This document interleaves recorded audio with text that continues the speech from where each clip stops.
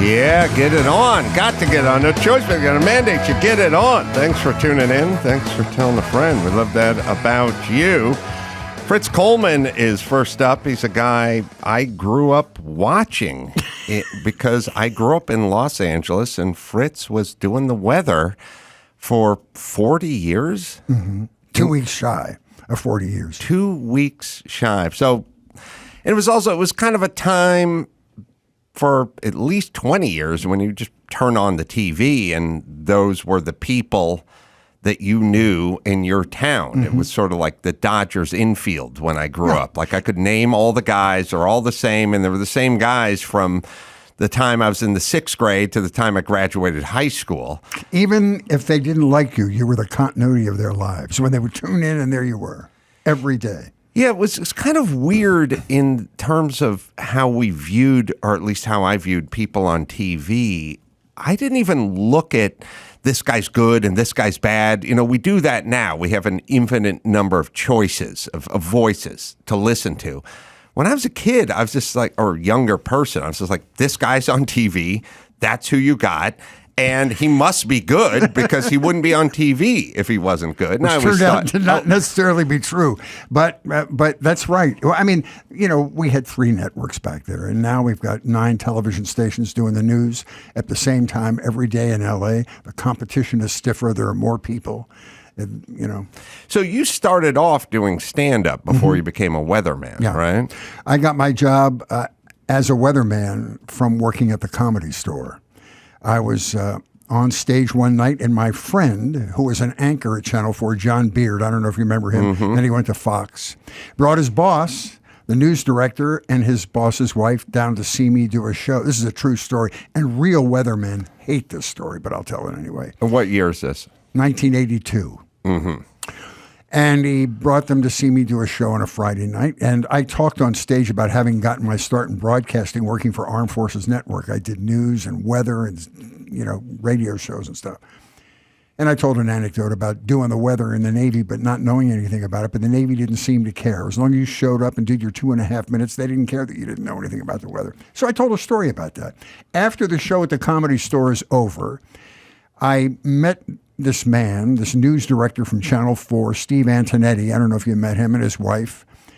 And he said, this is an odd question. Do you have any desire to come to Channel 4 and do some vacation relief weather forecasting for me? I have a Maine weatherman, Kevin O'Connell, who took Pat Sajak's place, who hasn't had a vacation in a year. I need some help.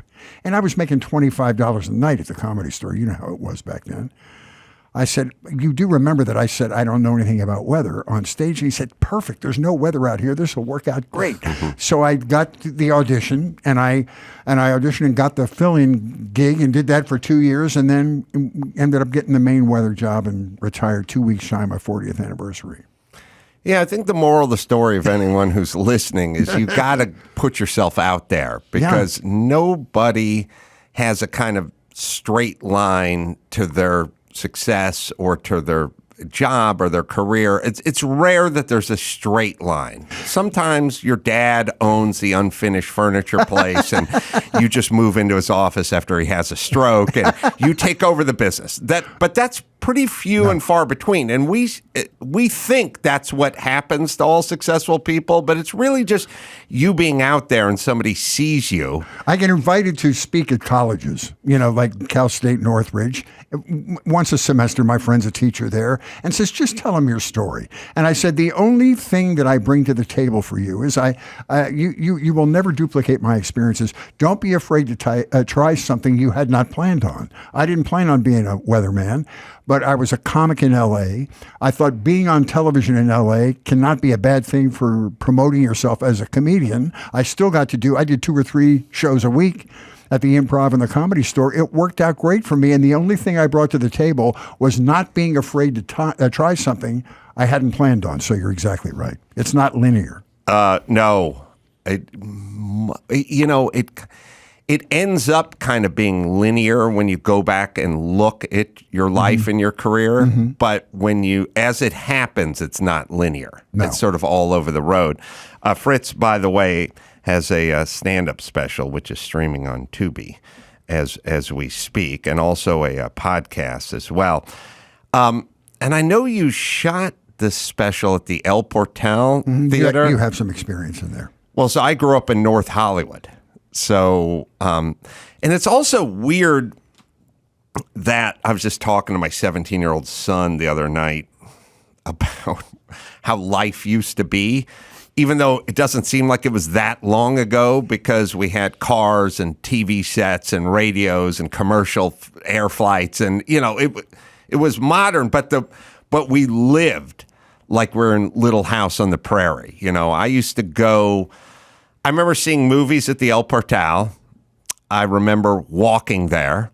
I remember collecting bottles from neighbors to turn in these bottles. You could get like 5 cents for a small bottle and 10 cents for the big quart-size 7-Up bottle or something. I would knock on people's doors and just go, do you have bottles laying around? And trash bag with you? They'd go, here's a bottle. And I took them all, cashed them all in, got like $1.20, walked over to the El Portal, and then you would just watch whatever movie was there. You didn't sit around and contemplate or check YouTube or you didn't Rotten Tomatoes. Yeah, you didn't. There was no reviews. It was that was the movie that was here. Well, you work theaters. I love theaters with a history. And that place, before it was a movie theater, was a vaudeville house, and people like Bob Hope and Red Buttons did vaudeville on that stage. And just as you had an experience there, Debbie Reynolds used to ride her bike to that theater when she was 8 and 10 years old. That's why they named the main stage where you did your show the Debbie Reynolds stage, because and she would go back before she was tuning up a Vegas show or something and work there. I'm in the Marilyn Monroe Forum. I have no history with Marilyn Monroe, but I like having the name of it's the waiver stage, the 99-seat stage next door, because I saw an episode of Hacks where they did a cabaret setting. They usually do this big Vegas type theaters, cabaret setting, and it was so beautiful. And they did it in that thing. I said, I'm doing my special in there. They had tables around and stuff, and it was fun. So that's why I did. I love the fact that there's such great history at that theater. I had another very antiquated thought over the weekend, and you can tell me if you have any of this experience. File this under. You can file this under things kids will never do ever again. I was going to my swimming pool, and I was watching this dragonfly sort of buzzing around very erratically. I realized I don't like, what people don't like is erratic. We don't like erratic insects. We don't like erratic people. We like sort of back to linear, things we can, some things fly like crows and hawks sort of fly in a kind of linear way, whereas dragonflies just dart in and out and you're scared you're going to get hit in the face. But I was just staring at it and I thought, when I was a kid, a lot of my childhood was insect related. We would go out looking for insects, like turning rocks over, looking for pill bugs and things like that, trying to find potato bugs, which was the weird, I think they're called Jerusalem beetles, those big, weird, ugly, bulbous headed things. But I hearken back to being in high school and sitting at a friend's house. I had one rich friend, and he had a koi pond, and there were dragonflies that buzzed around the koi pond, and we sat there with his BB gun that we would load koi food pellets into and pump it up and try to shoot the dragonflies. That was an afternoon for us, and I thought, I don't think any other kid, they're not going out mussing around with insects anymore. No. We would capture them, put them in a jar. It was a thing. When you get older, you try to avoid insects at all costs. Yes, you now spray for them. You pay a lot of money to have them. Kill them and avoid them. But it wasn't capture and admire like when I was a kid, or just kind of study them. But it was less that we were into insects and more that we had zero to do. Mm-hmm. Now, you grew up where?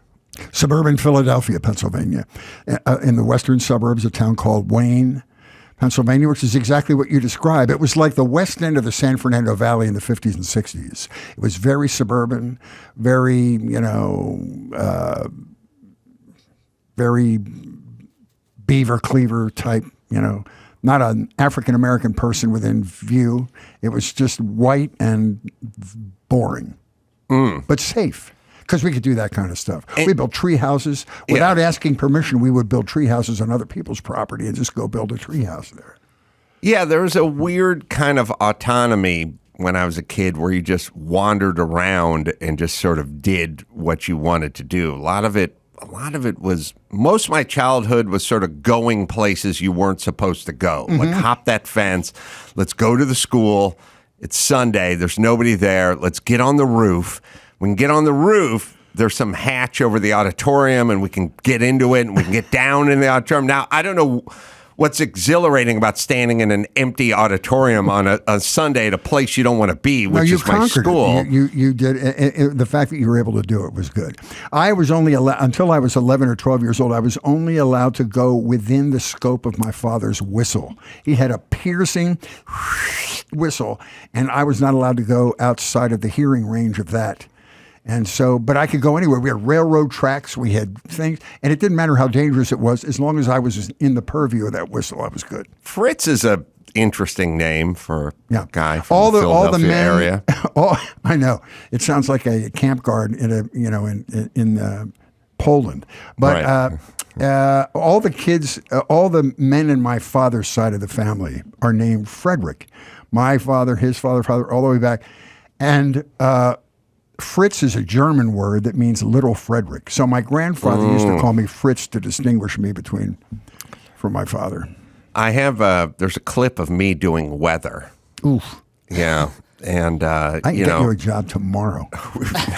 Yeah, I want you to critique Adam's We've not skill. really had a professional critique it, but I think you, with your 40 years of experience, are uniquely qualified to. I think it's me in Tempe. Yeah, or, that's I don't Tempe. know where I was, but they pulled me out in the morning and told me to go up there and say hi. And then at some point, I don't even really know how I ended up doing the weather because I was sitting at the desk, but they waved me over. If you go to a town for a gig or something and they promote you on the local television station, you always end up, the throwaway position is to go do the weather over there. Oh, really? Well, that's what happened. Let us know when you're That's done. what happened to me. But you can take a look at it and see what we think. It's cold this morning. It's true. I think he's going to take me up What on are we it. looking at here? What are we looking at? Some clouds, some sun. Yeah, You're moderate a little mornings. too tall for my shot. We got to adjust this a little bit. There we go. We don't want to cut off your head.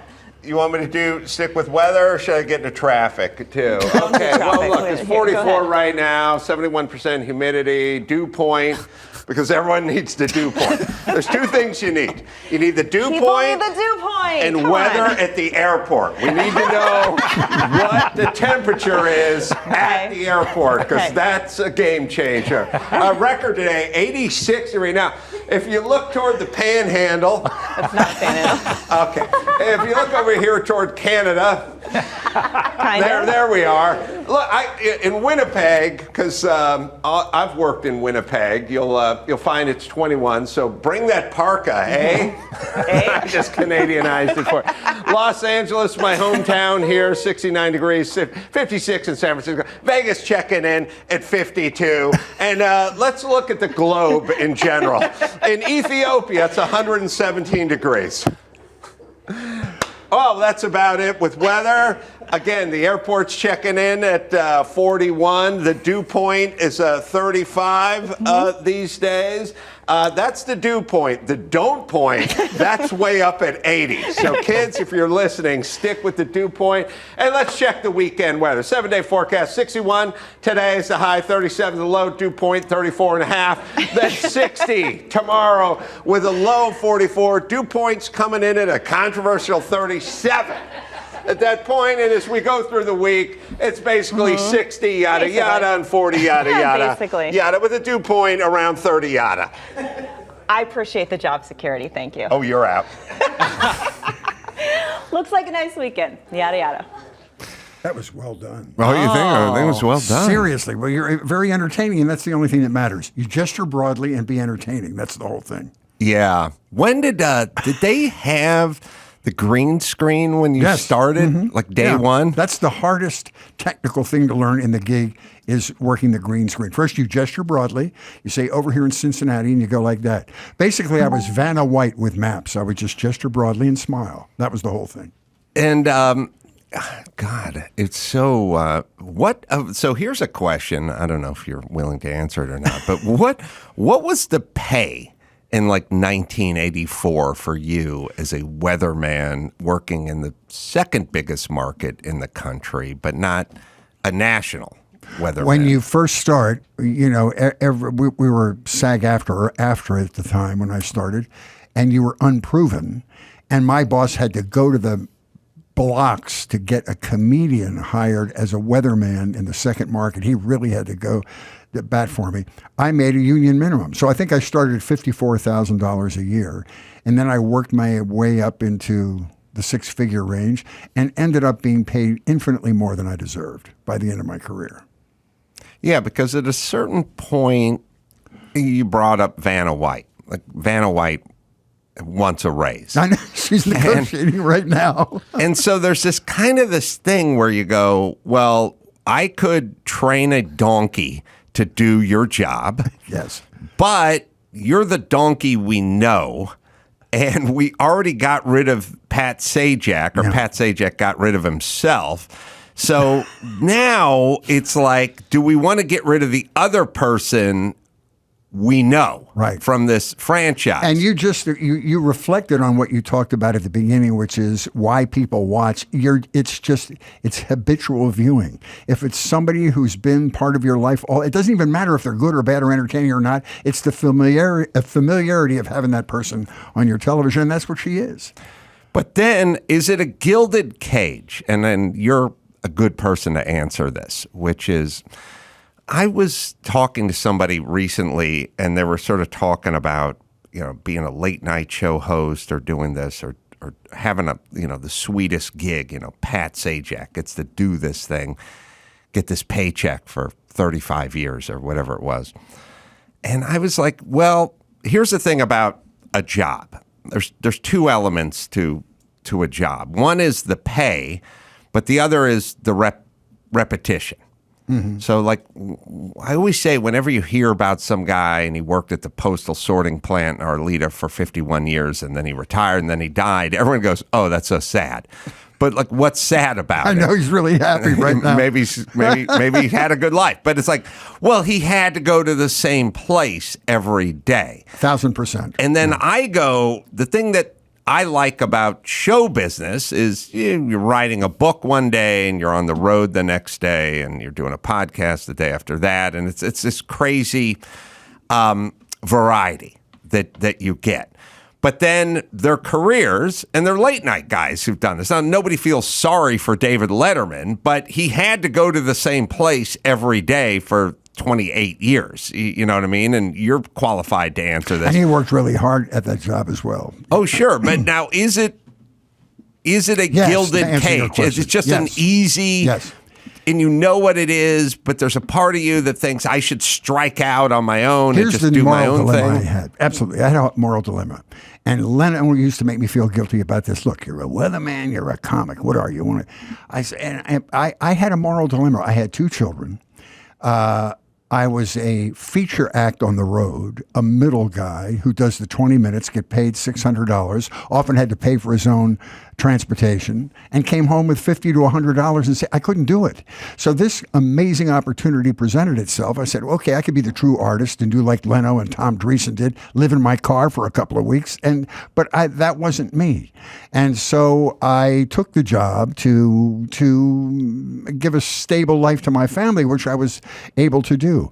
But you're 1,000% right, because when you're the weatherman in California, at least until the climate started to get wonky, between April and October, your job every day was to think up new ways to say morning clouds and fog, hazy afternoon sun. That was your job every day. Got to give the airport temp out. You got to get the airport temp. I always remember thinking, who the fuck cares what temperature it is at LAX? Right.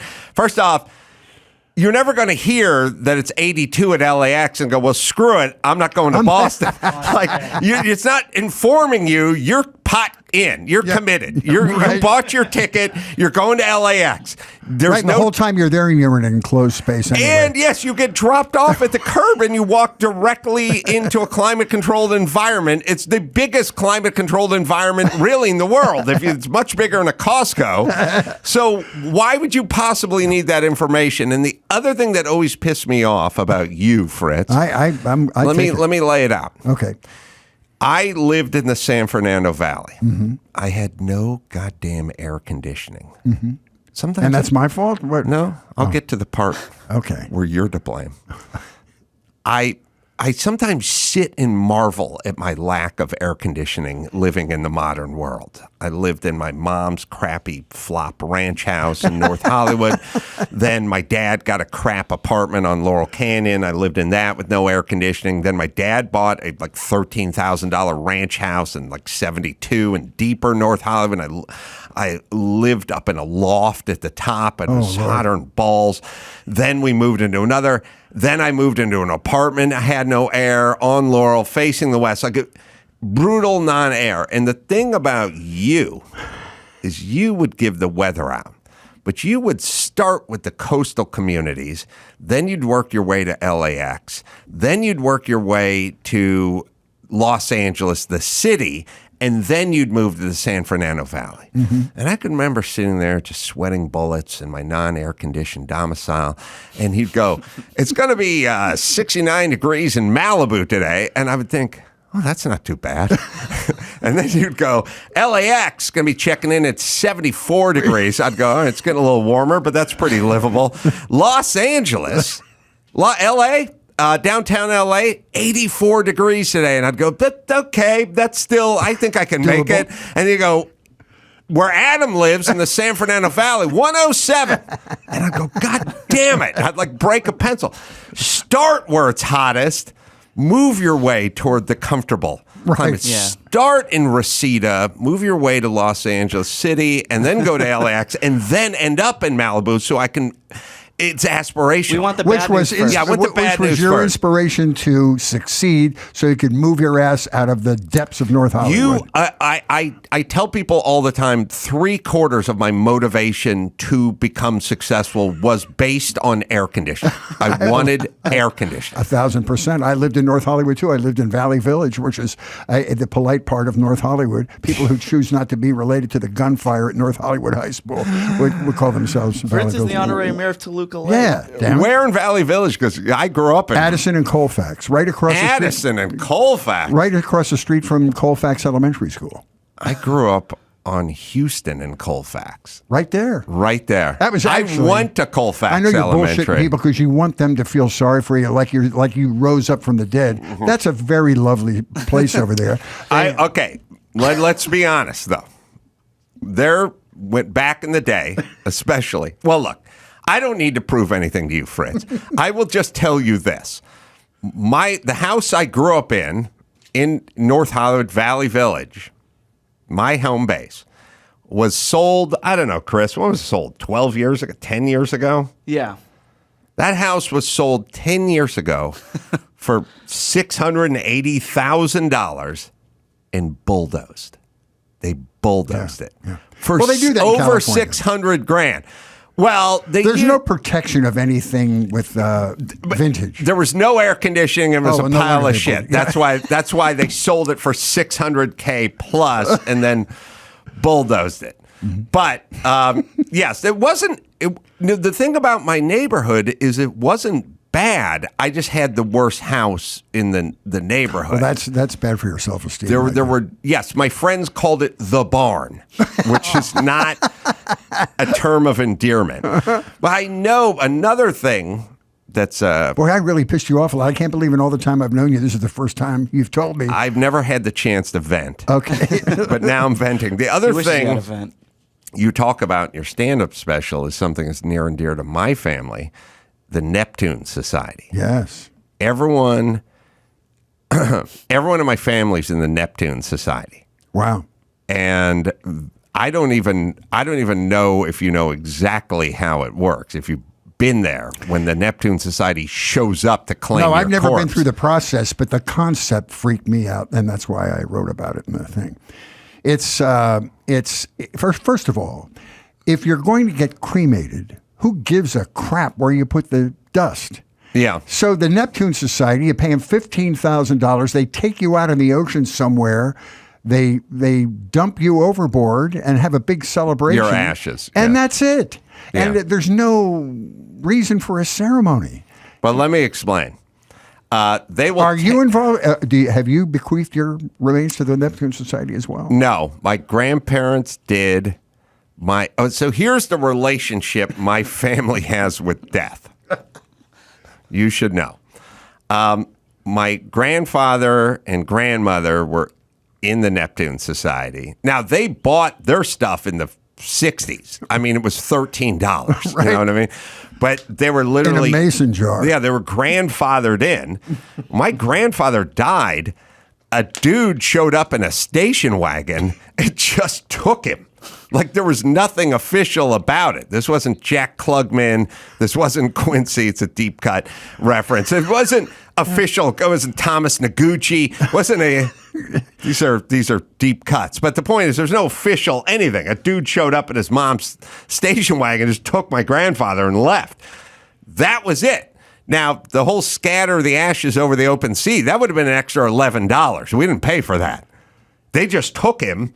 You just tied a spare tire to his ankle and threw him overboard. Oh, yeah, God knows what they did with him, but that was it. We never had a thing for him. There's no burial site. There's no urn. Like they don't return the ashes. They just take you. They give you a certificate. Nothing. They just take you, incinerate you, and throw you in the garbage disposal. That was it. My grandmother did the same, and my mom gave her body to UCLA. So UCLA just showed up and picked her up. Wow. Mm-hmm. They wanted to study corpses that didn't care about their kids. Oh, my God. That's funny. So that was it. We got nothing. There's no plots. There's no tombstones. There's no urns. There's no anything. Just gone. Wow. Well, I mean, I alluded to that. The whole concept of it is wacky to me.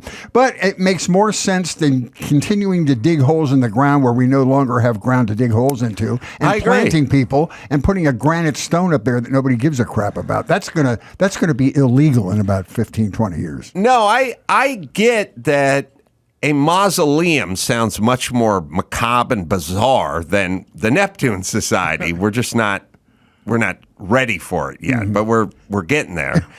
I think in parts of, I don't know, it's Portland or Seattle, they're talking about burying people standing up, just basically giving them the pile driver. Right. You know what I mean? Well, imagine if you're on a crowded subway and everyone laid down. Right. You couldn't move. You know what I mean? Right. That's the only way it works on a crowded subway. Right. Everyone stands up. It'll work. I want to be in a funeral pyre. Let's make a fire that everybody can come and enjoy. Do you have plans? I do have plans. I want to be cremated and thrown in the ocean. Not connected in any way with the Neptune Society. Just take me down there in a Ziploc bag. Whoever cares about me at that point you'll rent a little boat out of Marina Del Rey and go out there and have a couple of thoughts and toss it overboard. Hopefully not on a windy day so it gets blown back in your face. You're going indie with it, but I've tried that. So my friend's dad died, and she wanted to dump him off in the ocean, and we were trying to find boat owners who would take us out there for them to do it, and none of them would do it because I guess there's some crazy rules about doing it. That's a good question. Is that illegal to do it without some sort of a licensed organization? I don't know. A few of the boat owners wouldn't do it. You can't do it on the ground. You can't just dump ashes on ground, but I wonder if you can do it in the ocean. Oh, there's a bit. You guys can find the bit. There's a Crank Yankers bit where my character called in to one of those organizations like the Neptune Society for the sprinkling of the ashes. But I was clearly trying to talk them into letting me do a little sport fishing while I was there. And she was telling me, absolutely not, and I was saying, well, okay, I get it. But I'll just bring my tackle box, just in case, and she kept telling me, no, we'll find that bit. It's kind of funny and on topic. And I also know you have thoughts about T-ball as well. I have thoughts about. Well, I'm in my second generation of T-ball. T-ball. Now I have 2 grandchildren. I have an 8-year-old grandson who's playing T-ball. Yeah. And what is fascinating, I've never been athletic in my life, so I look at this totally as an outsider.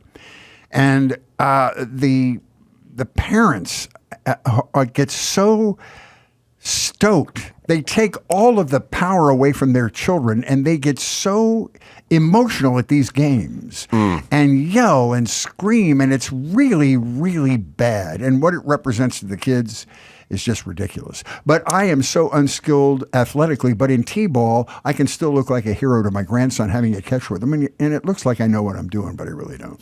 Well, I have many thoughts about T-ball. I have also thoughts about the Neptune Society. And I think it was Mr. Burcham called in to I have it. get his. We'll do that. Fritz Coleman's hanging out. We'll get into that right after this. I make a lot of jokes on the show, but let's get serious. Let me speak to you about something serious for a minute. I'm sitting here holding some coins that were sent to me by our new partners, Lear Capital. Having precious metals on hand, or in your hand like I have right now, well, it provides a certain amount of financial protection, and it should be part of every portfolio. But it can also drive a pretty handsome return. If you invested in gold in the year 2000, you'd be looking at a near 400% return. That's right, 400%. I'm not saying sell everything and buy gold, but I am saying you should connect with Lear Capital and at the very least, get a free investment guide. Everybody worries about wealth protection, and I see precious metals is an easy way to feel protected. So do me a favor. Go to learadam.com, ask for your free investment guide, and educate yourself and learn more about diversifying or even beginning a portfolio plan. If you go to learadam.com today and buy 1 ounce of gold, my listeners will receive 1 ounce of free silver. It's a BOGO. Buy one, get one. So check it out. LearAdam.com. That's LearAdam.com. Get that gold and get that free silver. Let me tell you about Shopify. Selling a great product on a garbage platform, it's like doing stand-up with no mic. Reach your business's audience like never before with Shopify, the commerce platform revolutionizing millions of businesses worldwide. Whether you're a garage entrepreneur or IPO ready, Shopify is the only tool you need to start, run, and grow your business. Shopify puts you in control of every sales channel. Whether you're selling satin sheets from Shopify's in-person POS system or offering organic olive oil on Shopify's all-in-one commerce platform. I sell merch, books, beer, wine, and I know how important a good commerce platform is. Shopify's award-winning help is there to support your success every step of the way. This is Possibility, powered by Shopify. Right, Dawson? Sign up for a $1 per month trial period at shopify.com/Carolla, all lowercase. Go to shopify.com/Carolla to take your business to the next level today. Shopify.com/Carolla. Fritz has a stand-up special, Unassisted Living. It's out as we speak on Tubi, and also live dates coming up as well. Fritz Coleman, comedy.com is where you go. All right, so we have... Let me ask you a question. Yeah. What archaeologist did you hire to dig up that piece? Was that from Evening at the Improv? Yes. Yeah. Yes. Wow. That's actually one of the only clips that I could find online. Oh, well, there's tons out there. I'm glad you didn't find it, but there are many of them out there. So we're talking about T-ball, and I have thoughts about T-ball. Let me hear it. Well, I have some experience with T-ball because my young son played T-ball. Okay, so first things first. I think we need to set some rules up for sports and parents and kids, which is if the kid is too young to understand the game he is playing conceptually, then we shouldn't be playing that game. So when the kid hits the ball off the tee and then stands there and everyone starts screaming at him, run, run.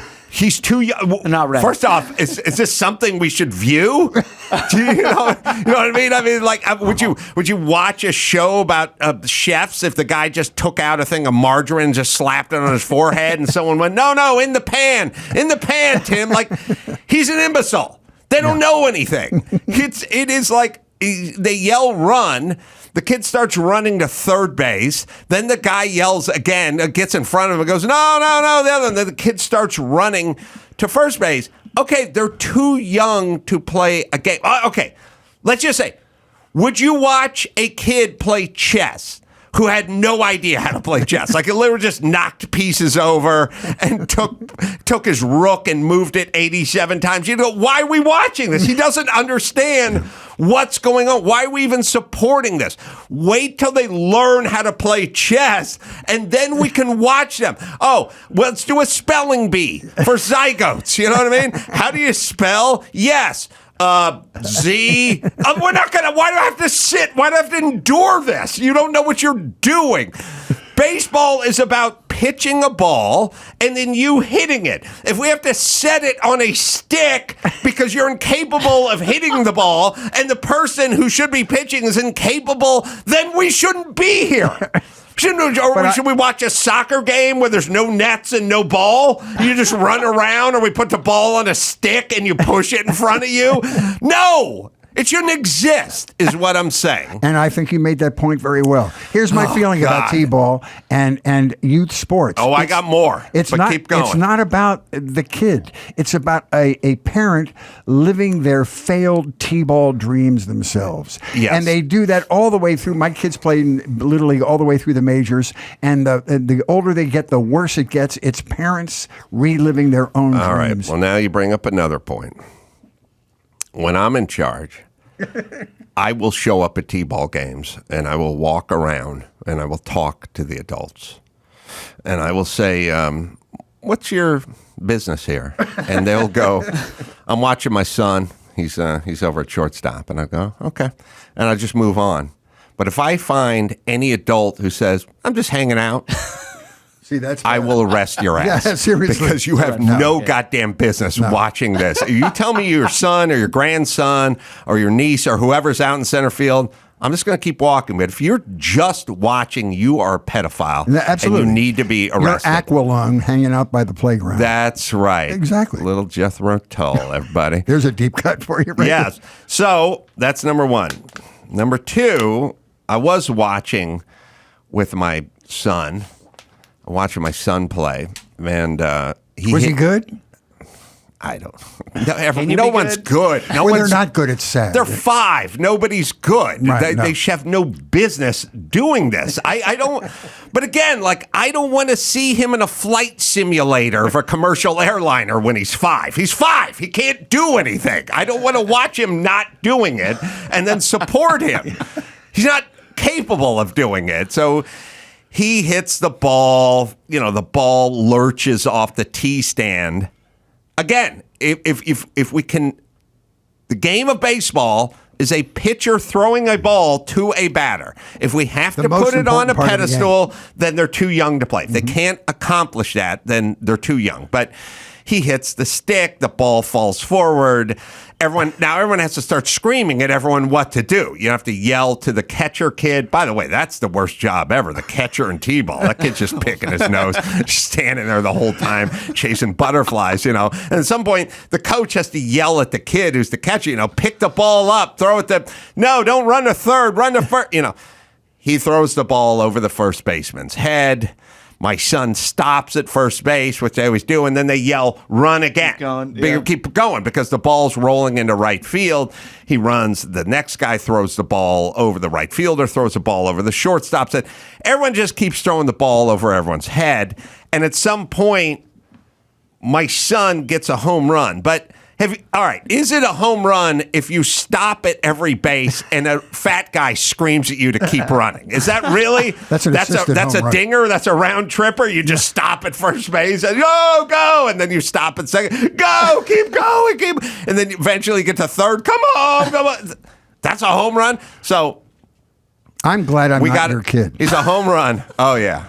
Wow. It's a lot of pressure on him. After the game, we get presented with the home run ball. Oh, there we And go. I'm like, okay. Put that in the case.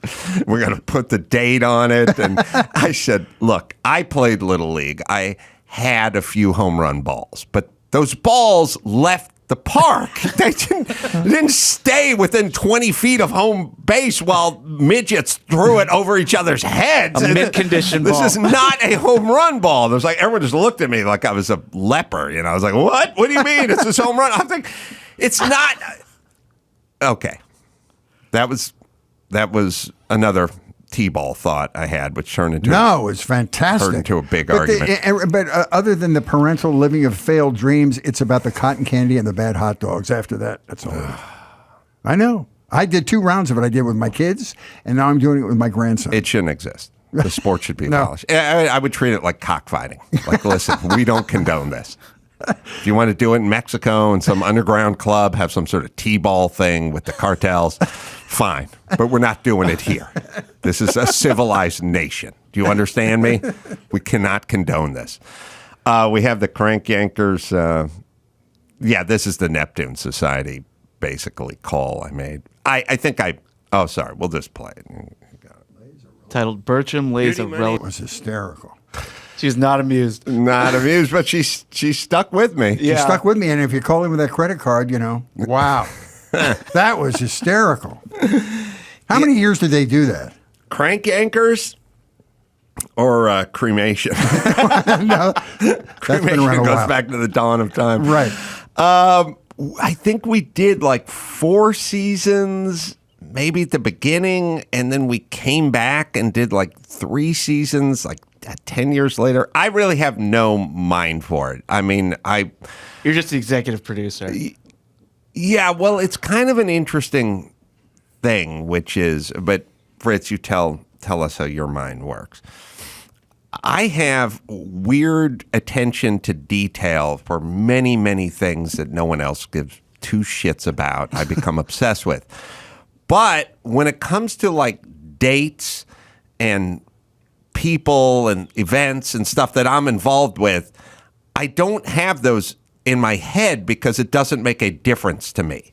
It's not, it's sort of like, you ever have that situation where like maybe you're on the road and you're in Menominee, Wisconsin, and there's somebody saying to you, you really shouldn't come in. We don't serve breakfast afternoon, and then you're going, well, can't I just get some eggs? And it's like it's 12:15. I mean, we don't do breakfast, and then they do the okay. But next time, and I always just want to go, there will be no, there is no next time. We're in Menominee, Wisconsin.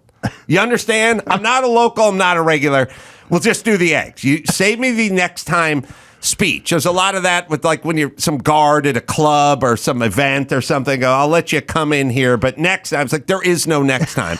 And I feel that way about dates for shows I've done. I don't need to log it. I don't need to know it. I'm with you 100%. It's not information that's going to serve me unless it comes up in this environment. Well, I'll give you the dates anyways. 2002 to 2007, and then came back in 2019. Oh, there you go. Oh, so you were executive producer of the show, right? Creator. Yeah. Wow. Yeah. And who were the other Co-creator, actors on there, or was it just you? It was basically every comedian except you, Fritz. It would what can I take read too into that long not to being get into invited? all the Yeah, no, names. that but was cool. It'll be faster to do it this way. You're so good at improvising. That was funny. Everybody did. I mean, Eminem did that show. Wow. Dave Chappelle. I mean, the list is kind of endless. I mean, we didn't recruit Eminem. He just liked the show. He just rolled in. Wow, that's impressive. Yeah, he And so you would do the He phone didn't call. roll in. We had to go get him. We had to go to Detroit, or where's he? He's in Yeah, Detroit. Yeah. We had to go to him. Wow. And you record the track, and then the puppeteers would do all that afterwards. We would record the track, and then we would have to call the person immediately and go, hey, can we use this? And they'd go, fuck you. And we'd go, how'd you like a large pizza? You know what I mean? And they'd go, oh, all right. We'd have to talk them into letting us clear it. That was always the tough part. Like you get a killer call, but a killer call just meant you really pissed off the person. Yeah. And then as soon as we hung up, somebody would have to call them. And it try became to a sweet law talk that you them. can't record it until you tell them first, right? No, what it was is it's state to state. So you can you can't do it from California, but you can go to Nevada and you can call like New York and Alaska.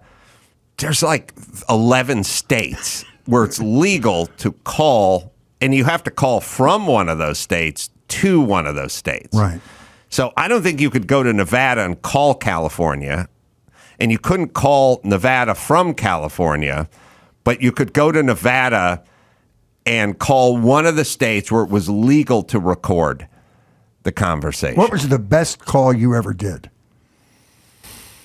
I don't really know myself. I think although I did have somebody just a couple of days ago say that they were listening to me applying for a job. It was me applying for a job as a security guy at a security place, a security guard, I think at a mall or something. And somebody, when people bring it up, I think that's the one. Again, it's not totally up to me to judge. I sort of just go, which one did you guys like the most? I have Pretty funny.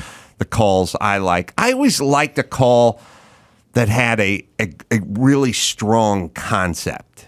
Like the one where we had, I believe Kevin Nealon called everyone from season 1 who got played in season 1 of Crank Yankers as an attorney trying to get them to join a class action lawsuit against the producers of Crank Yankers. Oh, my God. I bet he's good at it. He was good. The first impulse was get the fuck out of here. And the second one was like, think about it, because there's a lot of money on the table here. And then they joined the class action lawsuit. That one I liked. And you don't have to let them know that it's a crank until after you've hung up, and then you have to call them back. You don't tell them at the end of the crank. Yes. I always love the one. I love anyone where you can get people to play along. Or Jimmy Kimmel called a porn shop and was talking about buying inflatable dolls and vibrators and whatever. And his mom, who was Sarah Silverman, picked up on the other line. Oh, that's hysterical. And saying, like, who are you talking to? I'm hungry. And he said, I'm ordering food, Mom. Like, leave me alone. And she's like, well, why are you ordering food? And he's like, I'm getting Italian food. And she said, well, then I want something. And he started asking the guy what's on the menu. And he's like, well, we got the linguine. Oh, my God. He started playing along while she was ordering food. And he was standing behind the counter at a porn shop. Oh, my God. Yeah. And how does he stay? How do you all stay straight while that's occurring? Man, that's funny. We would lay on the floor of a recording studio in Nevada that was off the strip with like dry erase boards. And I would write like, ask if you what's for dessert, you know what I mean? Like what do we got for dessert? And like hold it up and like point at it. It was weird when I did calls and people would do that to me. I would close my eyes most of the time because I was like in this sort of train of thought role. It was in theater and of the people mind. be pointing at shitty jokes that they wrote down and would holding it up and pointing. And it would suck me out of where my mindset was. So I would oftentimes make my calls with my eyes closed, which is weird. It just helped me focus. I don't know. Do we have me applying for the, as long as you brought it up, but No, I want to hear. the guard job I think we at found the it. mall? I think it was a guy with an English accent. I remember. We'll see if we have that. But yeah, it was a Jimmy always wanted to do a prank phone call show from the time I met him, but we didn't know how to illustrate it.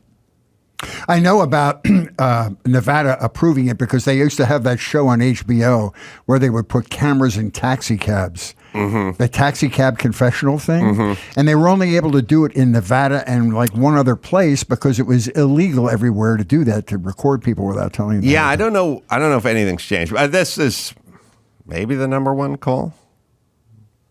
I mean, it's interesting.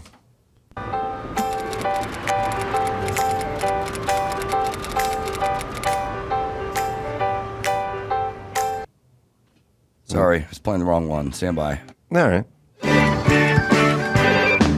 Good afternoon, PR Construction. Hi, my name's Bertram. This the construction place? Yes, Yep, I'm your man. you're your man. Oh, you are, huh? Oh, yeah. Okay, and how is that? Well, I'm a damn fine carpenter. You need to come in and fill Not out the an security application. job one, but What's it's your fine. name? Jan. Jan. Jan, let me be up front with you. I lost most of the fingers on my right hand to a hypoid saw. Okay, So I don't write real good. okay. So the application thing's a little sketchy. Well, actually, what you need to do is you would need to speak to a foreman. Listen, I don't have, I have a right leg, but it's the same as not having one.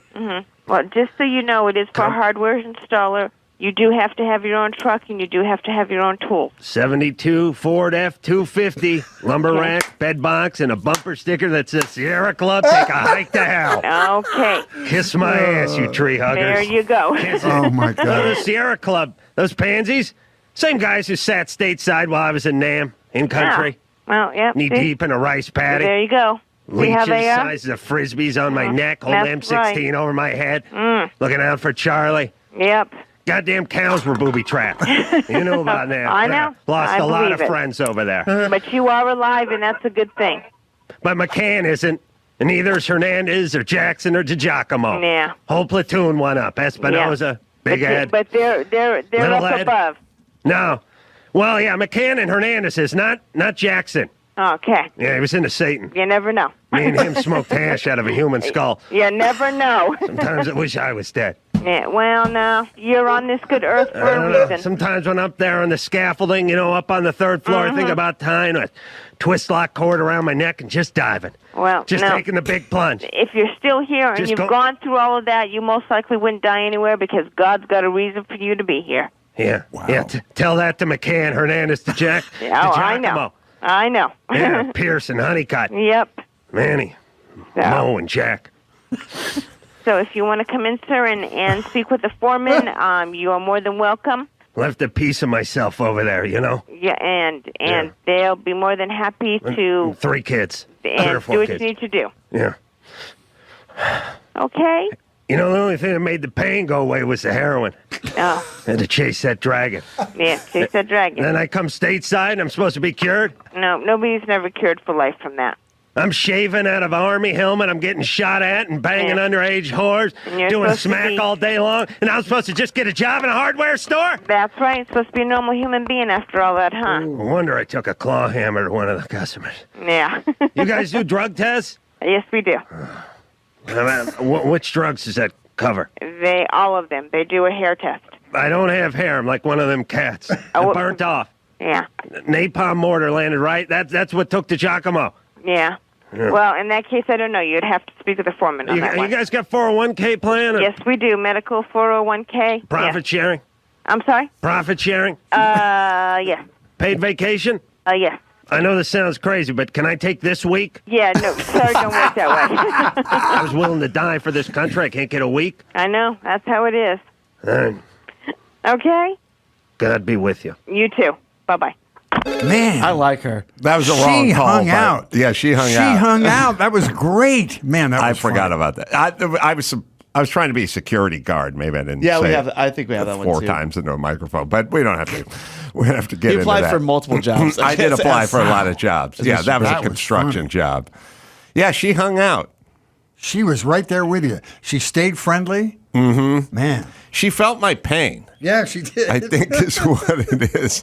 Do you find that the women played ball longer with these Oh, that's crazy a good premises? I found that we would do all these. They would have these ideas like we're going to call this Chinese fast food place in Manhattan, and we're going to do this, and I'd go, they have no time for you over there. Like you'd call and it was lunch rush, you know what I mean? And they're like, you try to fuck around with them, but they're like, oh, I got 8 people waiting to pick their stuff up. Goodbye. Yeah. And they just hang up. But you could call Alaska and they had all the time. Oh, in the yeah, world. right. So you had to like figure out where you were calling. You can't call a busy place And in the time of the day. Manhattan. Yep. Right. You had to find slower places where they're more laid back. And they could talk. I mean, the aforementioned Kevin Nealon called Barrow, Alaska, because he was looking for his northernmost compass buddy. I think it was northernmost compass buddy. And he's just like, I love the globe. I love the compass. I have my southern buddy. I have my eastern buddy. And I want you to be my northern buddy. Like the people that are furthest north and the furthest east. And I'm just going to check in with you every day at noon as my northern compass buddy. And the guy's like, sounds good. Like, call. I'll be here tomorrow. Wow. Check on in. Wow. That's so Kevin Nealon. But you could never do that in Manhattan because they had no time for you. Yep. Wow. And so, for instance, the one you did with the construction company, did you write those guys' names at all? I mean, you must have had like a template because you were so fast with that, the names and all that stuff. No, the way we would do it is we would have a premise, and the premise would be Bircham calls to get a construction job, and then we would have companies and phone numbers like lined up, because you'd call them and someone wouldn't pick up the phone and others would get an answering machine or whatever it is. And then if you got somebody and you sort of set the hook, then for me it was always like a subject that I knew because I used to be a carpenter and I knew the character and I sort of knew the rap. And I would probably think about a couple of things I wanted to say in advance, but you never really knew the direction the thing was going. That was impressive. And you might really you might have a writer hold up a dry erase board that said 401k, with a question mark on it or something like that. But you need your own truck. I knew you Ford F-250, because I drove a truck with a bed box and a lumber rack, and I knew a kid when I was in the 7th grade that the guy's dad worked at Lockheed and he had a bumper sticker that said Sierra Club, take a hike to hell. And so I was just you were fast riffing on it. That was supremely excellent. No, I'm glad you liked it. But we didn't come. Are these on YouTube? No, I love it. I don't know where these. You'll be the entertaining part of the show. I don't know where these things are. That clip we just heard was part of a montage of an hour and a half of Bircham calls on YouTube. Oh, really? Yeah. So people can have a day. I should show my kids that stuff. Let me just see where you're going to be here soon. August 25th, you're going to be in Appleton, Wisconsin. And 26th. And the 26th. And around April, the last week in April, the weather starts to turn. It'll be about minus 30 up there by that time. Good. What about the dew point? And Honolulu, the dew point, I don't know. It's so cold to have a dew point. How many farmers are watching this at 11 in the morning? Louisville, the 22nd and 23rd. Man, you and Bill Maher are never off the road. Yeah, I don't really look at it as work. Oh no, I know it's great. No, Yeah. The fact that you can get booked in that number of places is what I'm jealous about. That's great. Are you doing anything after you retire like that? Like you going on vacation? What are you doing? I'm doing stand up. I have I'll call it a residency at the El Portal in that small theater. I'm doing one Sunday a month through November there because I'm building new jokes so I can. If they invite me on Tubi to do another special, I'll have material. Great. So I'm doing that, and I'm huge between Santa Barbara and the Mexican border. Yeah, nowhere else in the United States. That's your corridor. That's it right there. All right, Fritz. Unassisted Living's the name of the special. It's out on Tubi. Media Path Podcast is the podcast, and then for live dates, if you're somewhere between Santa Barbara and the Mexican El border, Cajon, including the bilingual aries, I'm good in all those. You go to FritzColemanComedy.com. weathercaster.com. All right, we'll take a break. We'll be back with Jared Freid, stand-up comedian, right after this.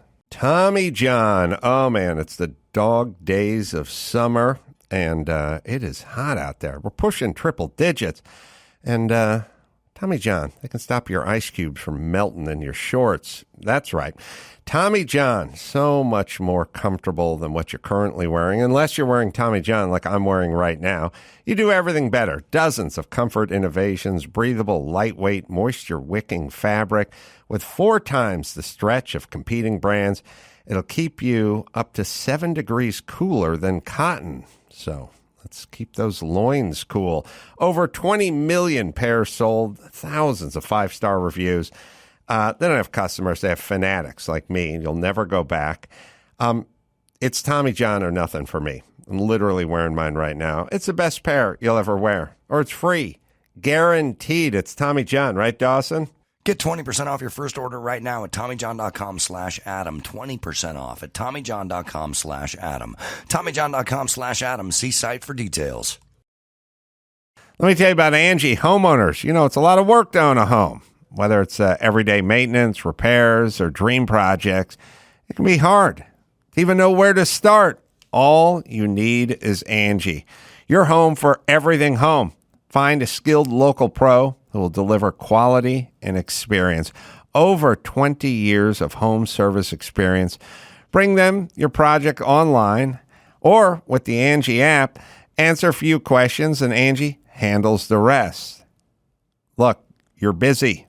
You don't have time to do all this stuff. Let Angie handle it. Take care of just about any home project in just a few taps. Download the free Angie mobile app today or visit online. Visit Angie.com. That's ANGI.com. ANGI.com. That's Angie. Let them do all the heavy lifting. I'm a millennial, and we kind of invented using real problems to get ahead, right? That was our move. Remember, I can give you a few examples. Remember in high school when they found out you got untimed SATs if you said you had ADD? Yeah, then your friend who was already going to Harvard anyways, all of a sudden is like, I can't see. 3 + 3 is 80, I don't know.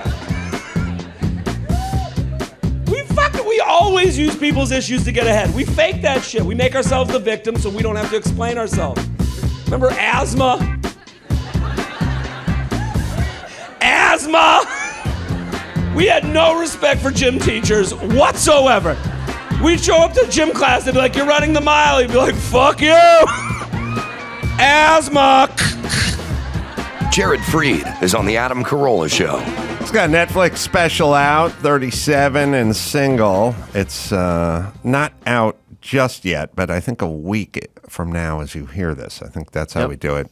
And yes, this is a good subject, Jared, because I keep telling everyone over and over again, if you are going to create a society where you go, look, forget about colleges. You just go, this is a club. It's a popular club. We're not really letting Asians into this club, but we will let black people in this club. Then you're going to have a bunch of white people going, you know, I am half black. So they can get into the fucking club. It's where it goes. It has to go there. If you start bringing up chronic fatigue syndrome or Munchausen's by proxy or asthma or whatever, all the people that don't want to run a fucking timed lap in the 8th grade are just going to go, you know. Well, that bit is from because I saw a dog on a plane, but it was what's the biggest dog you could have? It's a Newfoundland. No, the Great Dane. I saw it was a Great Dane. Mm-hmm. And you're like, I think, okay, you need a dog to feel okay on a plane, but a Great Dane, we've taken this to another level. We've taken it, like if someone brought a pill box that was as big as a human, you'd be like, I don't think your pills should be allowed on the plane. Right. So, this where we get into context and nuances where we lose ourselves. I know somebody who brings her Great Dane onto a plane. She buys out the whole row for him. Really? It's insane. Yeah. Is this a celebrity or something? No, a girl I know. Okay, so, but here's what I'm saying. Everything in our society is dogs at the airport.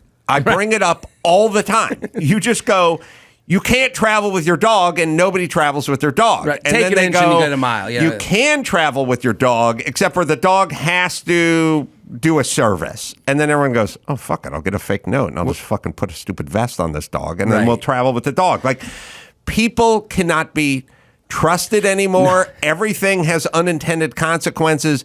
There is everything is what's next. There's a Darwinism, a little bit. And I don't, I'm not in favor of slippery slope arguments, but like there is like, when they call a zone for the flight, again, to take it back to the planes, they go zone 1, you go, I'm zone 5, but fuck these idiots. Right. Who's going to say I'm me? Right. I'm me, and I'm going to get mine, and my fucking bag is going above the seat. I don't care who else doesn't get their bag above the seat. I'm going to get there. And and if I get caught, then I'll deal with the embarrassment. And I think that's kind of, that's how people go through things, like a little bit. And the airplane's a good example. Well, what ends up happening is you get to a societal saturation level, which is if all of these idiots get to travel with their fucking dogs, then I'm the fool for not joining them. Right. You can only stand around so long and watch people cut in front of you in line before you go, well, then fuck it, I'm cutting in front of the line. And that's when society comes undone. Right. That's why my solution was to put the people in the vest, not the dog. So, you'd have, put the people in the brightly colored vest. And you'd get rid of a huge section of people that are like, well, I don't want to wear neon with my Lululemons. And you're like, well, I guess this is the new look you have to achieve. This is what you have to look like. Well, let's really just break it down conceptually. I cannot fly on a commercial airliner without my dog. Well, then you're severely emotionally and mentally impaired. You're severely impaired. Like you need to be fucking institutionalized. Like if you said to me when I was 25 years old, there's one person, he preys on call girls and runaways. He's a serial killer. And I'd go, well, that guy's pretty fucked up. Oh, is he fucking them? Yeah, he fucks them. But then he kills them. Yeah, okay, that guy's pretty fucked up. Crazy. And then there's another guy, and he can't fly from LAX to Boston without his dog. Emotionally, spiritually. I'd go, oh, that guy's more fucked up than the guy's fucking. That guy needs some serious the guy's help. preying on call girls. Something's off. This guy's more fucked up. Now, I don't condone the guys killing the runaways, but this guy's definitely more fucked up. Right, emotionally, this guy's more. I understand. At least this guy's getting laid. Well, I kind of think that, if you see someone still wearing the mask and you go, I think that's like a signal of like someone's, when someone attacks that person, I think that person's crazy because you're attacking someone who's going through something obvious. And if you're wearing them, I'm assuming someone in your life is seriously like, seriously is affected, or you've kind of lost your mind at this point. So both people, if you're going to yell at, and again, this is kind of where I land, and I'm always, where I land gets you nowhere. That's why it took me 13 years to get on your show, because I land in I think both of them are crazy, and I just want to fucking talk about fun shit and have fun. And then, I'm like sitting here listening, I sit at home and don't get invited to do any podcasts because I'm not going to like play. If you play both sides, you play no side at all. Oh, yeah. Now, I've said many times, you either have to be on the beach or you must be past the breakers. Okay. Floating in serenity. Right. The people that try to ride the middle, like I understand Tucker Carlson's point, but I also understand Don Lemon's point. You're in the middle getting pummeled by the wave. That's me. It took 13 years to get on your show. I was listening to your show before I started doing comedy, and I want to thank you because this is like an odyssey. It feels like I've made it to the show. This is a big deal for me because I've been listening to you. I was downloading your show, the radio version, in 15-minute increments on my iPod Nano, going to work every day at the gym, listening because it was like at the commercial break. From? Where were you doing this? New York City. I'm from Boston, lived in New York. From Boston. Yeah, outside of Boston. And then I moved to New York because I wanted to be around, just wanted to go to work and be around successful people. And then I was selling life insurance, which not a great way to get around a successful person. But then I wanted to do comedy. I was listening to you, bullshitting with your friends. And I was like, this is the most fun. This is the morning show. Right. And just hearing you with guests and doing, and Bill Simmons is kind of how I found my way to you. Oh, he's a Boston guy. Boston guy. I love Boston sports, so obviously that was an easy thing. And this is kind of how people tell their story to me, because they go, I found your podcast via this person, jumped to this person, came to you. So it's funny to me because I'm like, and then I go into comedy. I start doing open mics and doing, everything. I had sketch writing, improv class, considering at grad school. Like I'm going to learn about. I was a Penn State guy. Went for economics. Like that's what I did in school and bullshitting with my friends. So I was like, let me go to grad school of a certain kind. I want to get to Carolla, and then anytime one of my friends would end up on your show, it's because they did something wrong. And I'm like, well, or they got in trouble for something. I'm like, I'm the fucking idiot talking about my parents and my weight issues. It's like I'm in the breakers. Let me ask you this. Sure. Circling back to wearing a mask alone. Yeah. That's a hypothetical. It's a hypothetical. But I'm curious if you want to weigh in on it. I stated maybe the other week on this show that if I see a guy wearing sunglasses on top of his ball cap, I know how he votes. Yeah, it's 100%. We got a Trump fan. Yeah, those are Oakleys. You wearing the Oakley Blades. Right, yeah. Those on are top of your ball cap. You're a Republican. I knew the type of glasses you were talking about just by on top of the ball cap. On top of the ball cap. Right. Okay. And they're wearing the the evil American flag garb. I don't need to see the black American flag. I don't need to see anything else. Yeah. You could be dressed in a tutu, sure, and dancing in a he-she festival on Fire Island. Okay. And if you had glasses on top of your ball cap, I'd go, that guy's a Republican. Yeah, gay Republican. Now, when you see a person driving alone in their car wearing a mask, we also know that person votes Democrat. Right. Fair. But what is the percentage? Like 99? 99 for the guy with the sunglasses on the hat, or who's a sure bet to vote for their party? Oh, the Democrat in the car with the mask. That's 100% Democrat. 1,000%. There is no such thing as a Republican doing that. Is he? I would say it's pretty equal, to be honest. Because they both equal. can only go to 100%, right? It's because you go around the country, I go around the country, and we meet everybody. We see Michelle Wolf, good friend of mine, one of the funniest people alive. She said it best. She's like, the only people that see the whole country are comedians and politicians. Those are the only people that travel the country and see everybody. She's right. Yeah. And she's absolutely right. And we, when people, oh no, and you're making generalizations. Yeah, because we've taken the pulse. We're out there every night looking in the crowd. Who's angry? Who's happy? Who likes the joke? Who doesn't like the joke? Who's in it? Who's out? It's just what it is. And we don't want to be generalized because we don't want to feel that we're not special and all right. So specific. if I put a gun to your head, and I go, you have to pick either the guy wearing the mask in the car alone. Is he wearing a shirt that has a blacked out American flag? That's all we got. Okay, because the blacked out American flag shirt. We're going neck up. Yeah, the Cobra Kai American flag is shirt. Is he listening to Ted Nugent? Shut the fuck up. Okay, That's not the hypothetical. Okay. It's simply I'm going to go by 1%. Blades. I'm going to take the mask on in the car. It's very close, but mask on in the car person, more likely liberal than sunglasses on top of the hat person is to be Republican, I would say. I would say, but it's just a skosh. Just a smidge. Just that's just one of the, but that's what it is, and all right. I think I got a second question. Right, go for it.